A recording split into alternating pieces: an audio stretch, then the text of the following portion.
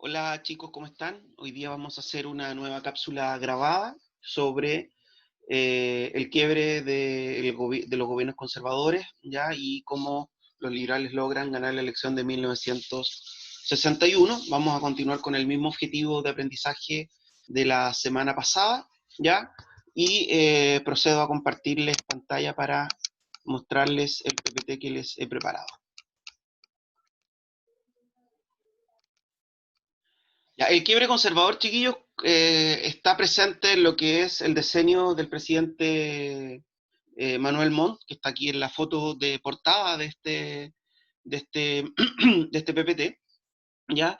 Principalmente por las situaciones de crisis que vive tan cuando inicia su gobierno, por una pseudo guerra civil de 1851 y posteriormente con la denominada revolución de 1859, ¿ya? Vamos a ver también cuáles son los principales hechos que ocurren durante este decenio conservador. Recordemos que nosotros, relacionados con estos temas de los gobiernos conservadores, vimos el pensamiento portaliano y su institucionalización a través de la Constitución de 1833. Hablamos de la apertura hacia las ideas liberales durante el gobierno de Manuel Bulnes, en la década del 40, donde trabajamos principalmente la llegada de extranjeros a cumplir importantes roles del gobierno y el desarrollo del Estado docente, y ahora nos vamos a meter en este quiebre del grupo conservador que va a ir articulando los primeros partidos políticos en Chile. El objetivo de aprendizaje: analizar el periodo de la formación de la República de Chile como un proceso que implicó el enfrentamiento de distintas visiones sobre el modo en cómo se organiza el país, nuevamente esta pugna entre liberales y conservadores, y examinar los factores que explican la relativa estabilidad política que se alcanza con la Constitución de 1833. Recordemos que la Constitución de 1833 va a tener vigencia en Chile hasta 1925, cuando se cambie la Constitución. Por ende, los liberales y posteriormente durante el periodo de la denominada República Parlamentaria van a seguir gobernando con la Constitución del 33 y solo imprimiéndoles algunas reformas. ¿Ok? Chiquillos, el PPT que les voy a presentar está bien cargado de información, pero es más que nada una ayuda de orden y memoria para la clase que les voy a presentar yo como cápsula grabada, y ustedes también van a poder ir deteniendo el video para registrar los apuntes necesarios, ¿ya? Ahora, el gobierno de Manuel Montt, bueno, Manuel Montt había sido ministro en varias ocasiones, había sido también diputado por varias provincias, era un personaje político del mundo conservador muy importante, y a diferencia de Manuel Bulnes, no comulgaba con ninguna de las ideas liberales, ¿ya? Por tanto, su candidatura de 1851 generó mucha resistencia en el conservadurismo, que venía orientado ya desde esta estructura de camino o de apertura hacia las ideas liberales que había ejecutado el presidente Bulnes, pero también con una oposición muy férrea por parte de los liberales, que no veían posibilidad alguna de que estas ideas liberales siguieran progresando durante su gobierno, ¿ya? Ahora, el triunfo de Montt desde la perspectiva electoral por el gran vicio electoral que generaba la misma Constitución de 1833, que era el intervencionismo, generó un disgusto en el grupo liberal, quienes trataron de desconocer este triunfo electoral y amotinarse en una pseudo, como les dije, guerra civil. Tras el triunfo electoral de Montt, su contendor, José María de la Cruz, liberal obviamente, quien solo ganó en Concepción y La Serena, lo cual me parece muy poco probable, ¿ya?, denunció intervención electoral. Los opositores al nuevo gobernante declararon nula la elección, estallando focos de resistencia en ambas ciudades, en lo que es Serena y lo que es Concepción, donde estaban estos círculos más liberales y contrarios a Montt. ¿Ya? Ahora, Montt logró acallar rápidamente estos motines de desconocimiento de su triunfo electoral. Ya en el sur, el conflicto se resolvió cerca del río Loncomilla, donde se enfrentaron las fuerzas del general de la Cruz y las del gobierno dirigidas por el expresidente Manuel Bulnes. De la Cruz fue derrotado el 8 de diciembre del 51 y el 14 de diciembre se rindió en Purapel. Ya, por tanto, el foco de Concepción, que era un foco mayoritariamente militar, ya, por el carácter de capitanía general que había tenido Chile durante la colonia, de hecho era la capital castrense de Chile, se sofoca. Y posteriormente, en La Serena, los revolucionarios dirigidos por José Miguel Carrera Fontecilla fueron atacados por las fuerzas de Juan Vidaurre y Victorino Garrido. Al enterarse de lo sucedido, con De la Cruz, los insurrectos abandonaron la ciudad y obviamente que también se apaciguó este sublevamiento en lo que es el norte chico, ya en La Serena. Vencida la revolución, para superar la crisis, el gobierno amnistió, o sea, perdonó las faltas cometidas a la mayor parte de los exaltados en 1952, pero no así con una gran cantidad de liberales que fueron mandados al exilio, ¿ya? Y que constantemente el grupo liberal estableció como partido en 1849 y le solicitaba al presidente Montt que hiciera una amnistía y dejara retornar a aquellos que habían sido exiliados obligatoriamente o autoexiliados, para que pudiesen volver a participar de la política chilena, y constantemente la respuesta de Montt fue que no, ¿ya? Y eso fue aún más generando tensiones entre el grupo o partido conservador con el grupo, perdón, el partido liberal con el grupo de los conservadores ligados a esta figura de Montt. Ya, no olvidar, chiquillos, lo que les dije al principio. Montt tenía la oposición de los liberales por la forma en cómo fue electo, ya, en esta pseudo guerra civil, por no dejar volver a los liberales exiliados después de este movimiento, a pesar de que les dio amnistía a la gran mayoría, pero también era resistido por algunos sectores de los mismos conservadores, ¿ya? Porque era ultra pegado a las tradiciones conservadoras. Dentro de su gobierno se va a llevar a cabo lo que se venía planificando desde el gobierno Bulnes, que es con la ley de colonización del sur de 1845, pero es en la década del 50 donde se procede a implementar propiamente el proyecto. ¿Ya? Acuérdense que lo que se quería poblar era una zona que estaba bastante desocupada, principalmente incorporarla para aprovechar los recursos agrícolas que allí habían, de acuerdo a lo que va a ser el contexto económico de la fiebre del oro que nosotros ya vimos en la clase anterior. ¿Ya? Ahora, la población nacional era muy escasa, como para sacar población del centro y generar colonos en esa zona, por tanto, se prefirió, y porque también se consideró que podían aportar un sentido de modernización a la sociedad chilena, el traer europeos, principalmente alemanes, para que habitaran esa zona. ¿Ya? Quien se encargó de este proyecto de colonización del sur de Chile, sobre todo la zona Yanquihue, fue Vicente Pérez Rosales, que fue nombrado agente de colonización en Valdivia, donde llegó aproximadamente en 1850. Su misión era entregar tierras, ganado, herramientas, alimentos y materiales a los colonos. O sea, el Estado no solamente entregaba tierras, ya no solamente entregaba herramientas, sino que les daba la seguridad a estos colonos que llegaban de que se habitaran las tierras que se les estaban siendo entregadas. Ahora, no olvidar que el Estado chileno, una vez dictada la ley de 1845, fue a hacer un lobby internacional a Europa para invitar ya a población europea que se viniera como colonos a estas tierras. En 1851 arribó un grupo mayor de alemanes que se estableció en Isla Teja. De a poco, Pérez Rosales logró extender el poblamiento hasta el lago Yanquihue.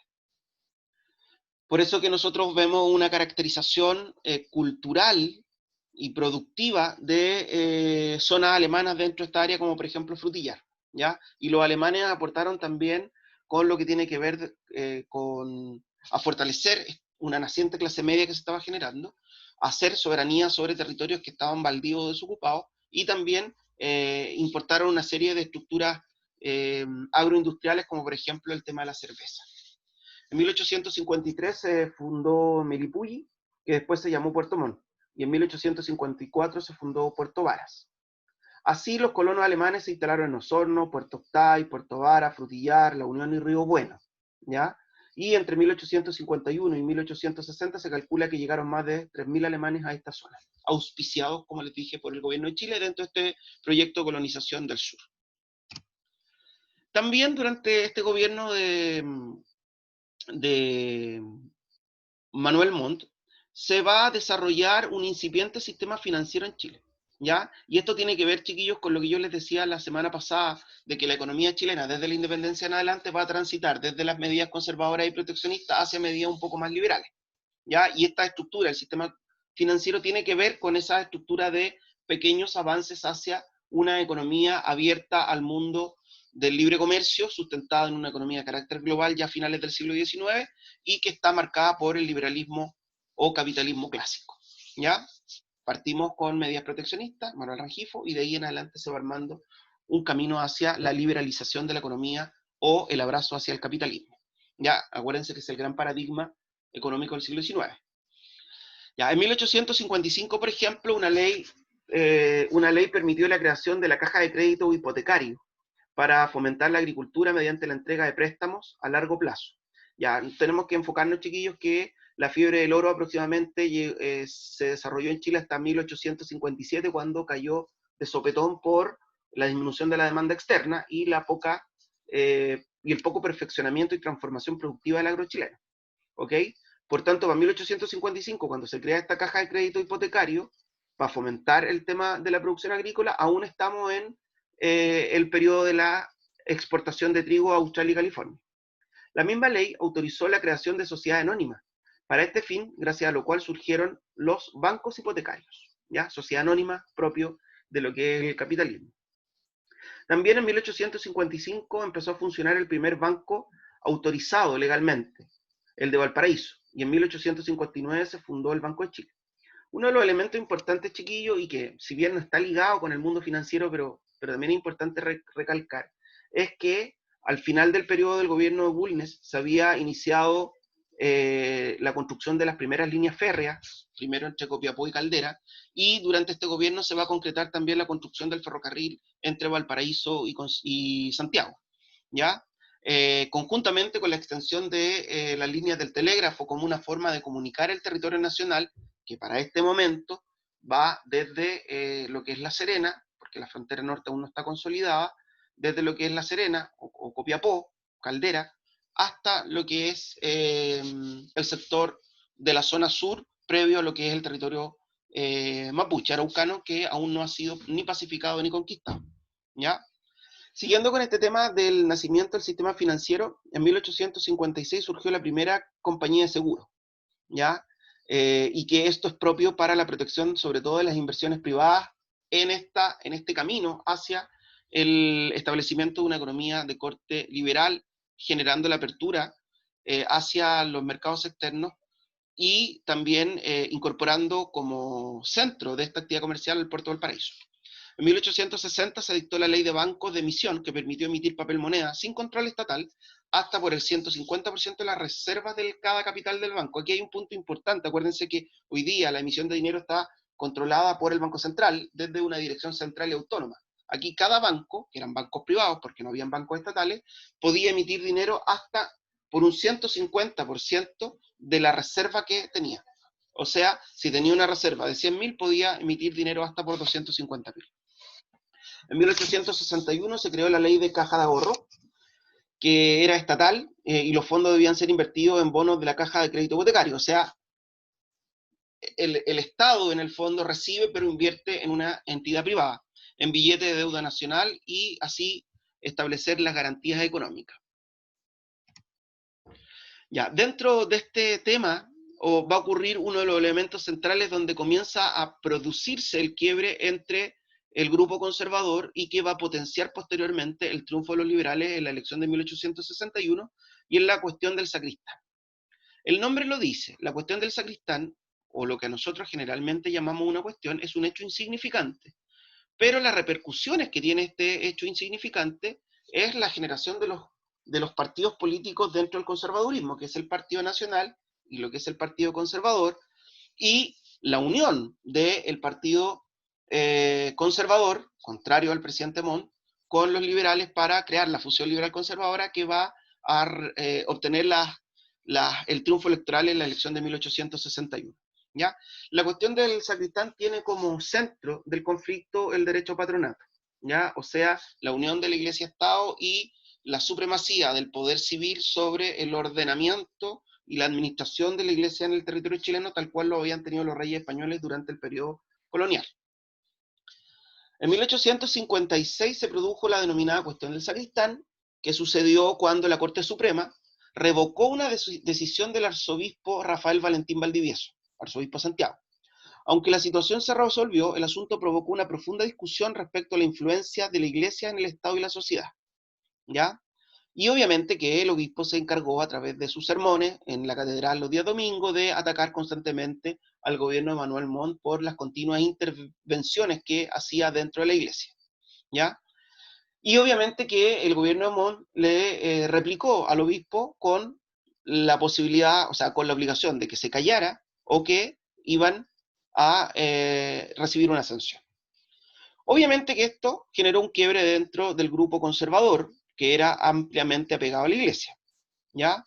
Como se conocía al antiguo partido de gobierno, partido Pelucón, quienes deseaban terminar con el autoritarismo presidencial y eran más cercanos al clero, eran los conservadores reaccionarios o ultramontanos, mientras que los defensores de la autoridad y del predominio del Estado sobre la iglesia eran partidarios del gobierno, formaron el Partido Nacional o monbaristas. Por tanto, ahí está el quiebre. Cuando ustedes escuchan hablar de los ultramontanos, son aquellos conservadores que en el fondo están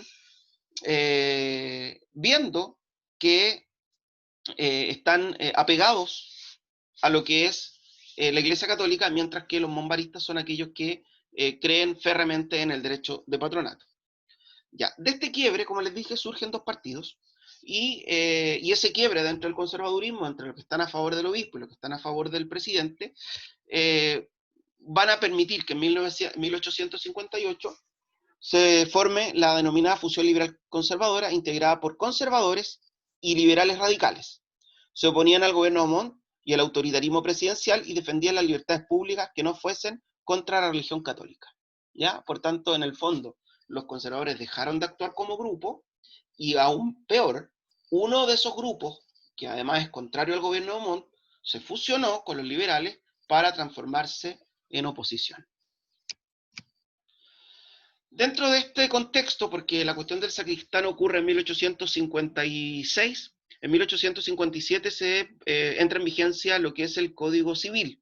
El Código Civil, como vimos en otras clases, fue encargado por el gobierno de Chile el venezolano Andrés Bello, ex rector de la Universidad de Chile, a quien después le dio la nacionalidad por gracia, por los aportes que hacía a nuestro país.